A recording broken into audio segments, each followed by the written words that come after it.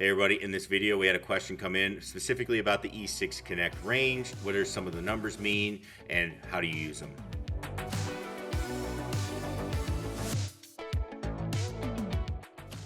Hey everybody, Scott Oden coming at you. Today we're going to go over a question that was sent in about E6 Connect. We're going to talk about what does the dispersion mean, what is the difference between that and deviation. Also, hey, what do those little white markers on the range mean? What are those? So we'll go over that. Also, at the time you're watching this, we'll be out filming for our other channel, Legion of Birdies. So we're going to be gone all week doing some stuff.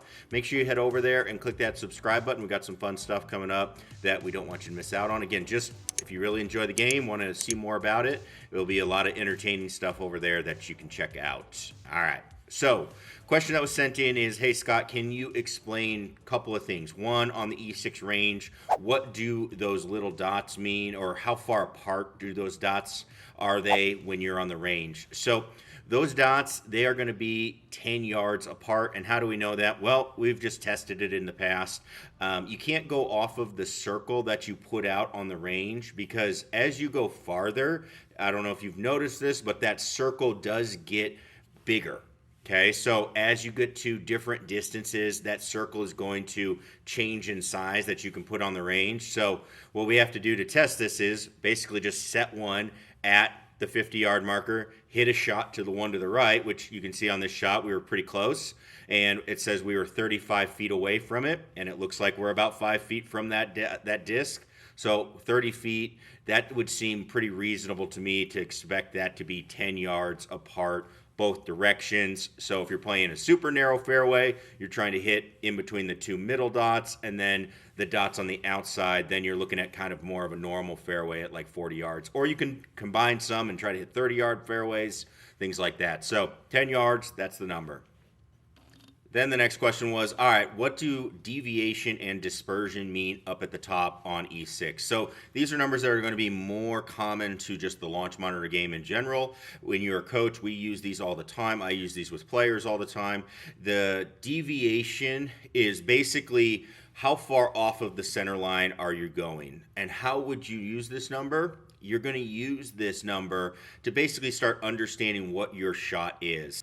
So if you hit a shot on E6, you'll see that they give you the impact deviation and they also give you the rollout deviation. So if you were trying to develop a strategy for how you're going to play a golf course, you can start learning, hey, when I strike the ball, I start the ball a little bit to the right, and then it ends up a little bit farther right, or it ends up a little bit closer to line.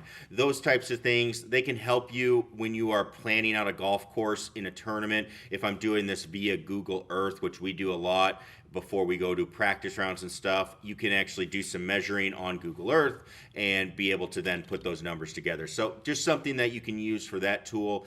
The thing about deviation is it's purely just, hey, are you hitting it right or left of the line? It's not going to take into account the distance. So it's assuming you are hitting the ball the correct distance, which that could be a flawed statistic, because if I don't hit the ball well, I'm not going to see the deviation or where the ball ends up left and right end up how it will if I hit it good. It's usually going to be different. So you have to take that with a little bit of a grain of salt, but it's something that you can do if you're just looking for, hey, how do I overall start the ball left and right? The dispersion number, now that's a number we use a lot more, and I think it's a better representation. The dispersion number, to simply put it, is basically if you were to try to throw a blanket around all of your golf shots. So if I hit a series of, let's say, 10 shots, and then I had to draw a circle around every single shot, what would that look like? What would the area of that circle look like? And then what we use that for is, how do you plan out your shots? If I know, hey, I have a dispersion of 10 yards with my 7-iron, which would be very good, by the way.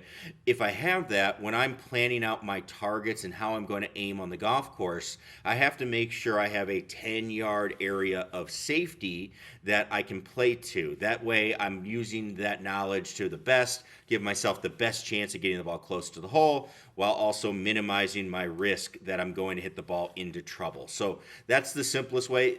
What dispersion really is you start getting into standard deviation, stuff like that. Stuff that when I was in high school calculus made me drop out and take another gym. So I just know it from that standpoint, and all I need to know is how big is it, and I want to know how I'm going to use that out on the golf course. So it's a much better number because it does take into account your ability to hit the yardage as well.